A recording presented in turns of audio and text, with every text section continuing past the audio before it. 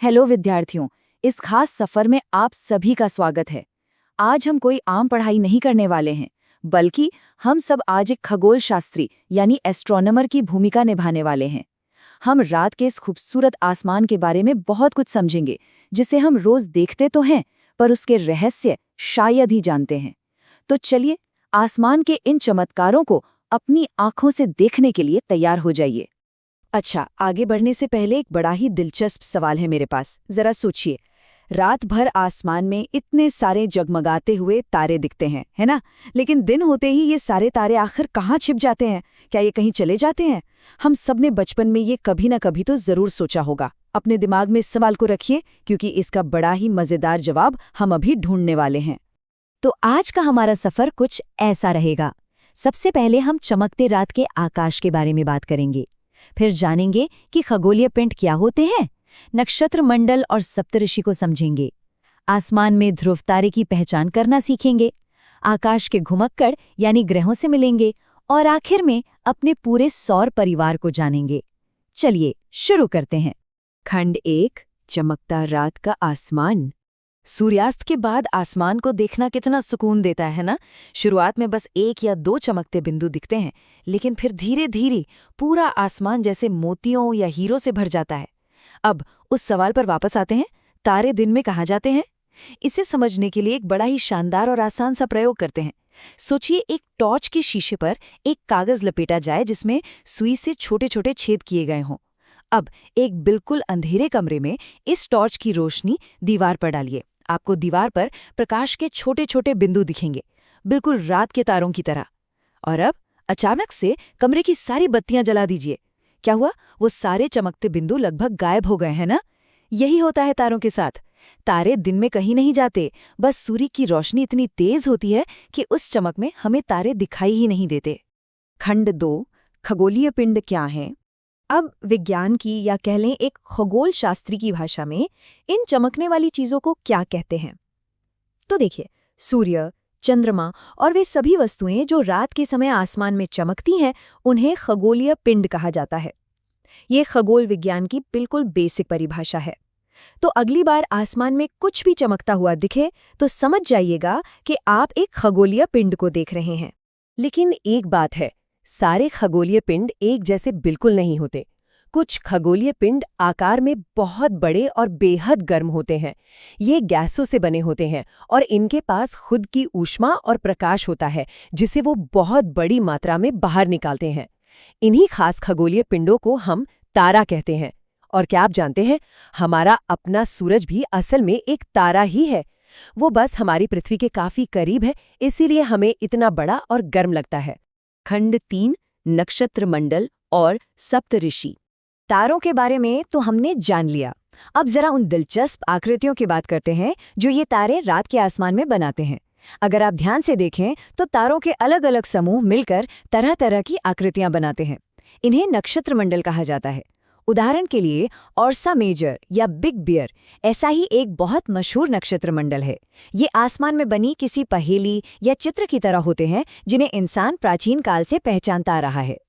इसी अर्सा मेजो के अंदर एक और बहुत आसानी से पहचाना जाने वाला तारों का समूह है, जिसे हम सप्तऋषि कहते हैं। सप्त यानी 7 और ऋषि का मतलब संत। ये 7 तारों का एक बहुत ही सुंदर समूह है। रात के आसमान में कलछी या कह लीजिए एक बड़े से प्रश्न चिन्ह के आकार वाले इन तारों के समूह को ढूंढना सच में बहुत आसान और मजेदार है। खंड 4, ध्रुव तारे की पहचान। अब हम वो काम करेंगे जो एक असली खगोल शास्त्री करता है। प्राचीन समय में जब जीपीएस नहीं होता था, तो नाविक रात में दिशा पता करने के लिए तारों का ही इस्तेमाल करते थे। उत्तरी तारा हमेशा उत्तर दिशा को बताता है और इसे ही हम ध्रुव तारा कहते हैं। इसकी सबसे खास बात यह है कि ये आसमान में हमेशा एक ही जगह पर रहता है। अब सवाल है कि इसे ढूंढे कैसे? तो इस चित्र को ध्यान से देखिए। अगर हम सप्तऋषि मंडल के संकेतक तारों को, यानी उस चम्मच के आगे वाले 2 तारों को आपस में मिलाते हुए एक काल्पनिक रेखा खींचें और उसे सीधे आगे की ओर बढ़ाएं, तो वह बिल्कुल ध्रुव तारे की ओर इशारा करेगी। अगली बार जब आसमान साफ हो तो इसे खुद आजमाकर जरूर देखिएगा। खंड 5, आसमान के घुमक्कड़ ग्रह। ध्रुव तारे को ढूंढने के बाद अब कुछ ऐसे खगोलीय पिंडों की बात करते हैं जो तारों की तरह टिमटिमाते नहीं हैं बल्कि आसमान में लगातार घूमते रहते हैं। यही तारों और ग्रहों के बीच का सबसे बड़ा अंतर है। कुछ खगोलीय पिंडों के पास अपना खुद का प्रकाश और गर्मी नहीं होती, वे तारों की रोशनी से चमकते हैं। ऐसे पिंडों को ग्रह कहा जाता है। मजेदार बात यह है कि अंग्रेजी शब्द प्लैनेट ग्रीक भाषा के प्लेनेटाई शब्द से बना है, जिसका मतलब ही होता है चारों ओर घूमने वाले या घुमक्कड़। जैसे यहाँ दिख रहा ये खूबसूरत चंद्रमा, यह हमारी पृथ्वी का साथी है, एक उपग्रह है। और जिस पृथ्वी पर हम रहते हैं वो भी तो एक ग्रह ही है। हमारी पृथ्वी को भी अपना सारा प्रकाश और गर्मी सूर्य से ही मिलती है। अगर पृथ्वी को बहुत दूर से देखा जाए, मान लीजिए चंद्रमा से खड़े होकर, तो हमारी पृथ्वी भी चंद्रमा की तरह ही चमकती हुई दिखाई देगी। तो याद रखिए, तारों की रोशनी को वापस पलटाना यानी परावर्तित करना ही ग्रहों और उपग्रहों की असल पहचान है। खंड 6, हमारा सौर परिवार। तो चलिए अब पृथ्वी से थोड़ा और बाहर निकलते हैं और अपने पूरे ब्रह्मांडीय मोहल्ले को देखते हैं, यानी हमारा सौर परिवार। सूर्य, 8 ग्रह, उपग्रह और कुछ अन्य खगोलीय पिंड जैसे क्षुद्र ग्रह और उल्का पिंड, ये सब मिलकर सौर मंडल बनाते हैं।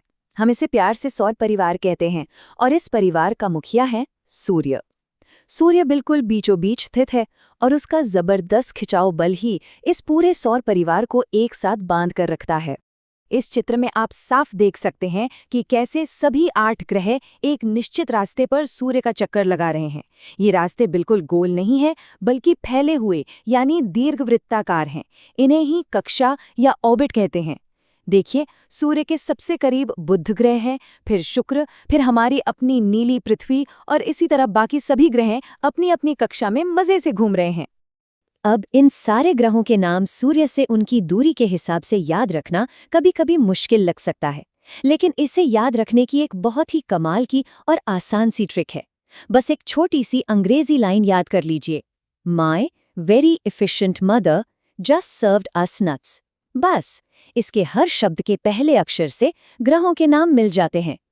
एम से मर्क्यूरी यानी बुध, वी से वीनस यानी शुक्र, ई से अर्थ हमारी पृथ्वी, एम से मार्स यानी मंगल, जे से जुपिटर यानी बृहस्पति, एस से सैटर्न यानी शनि, यू से यूरेनस और एन से नेपच्यून। है ना एकदम आसान तरीका?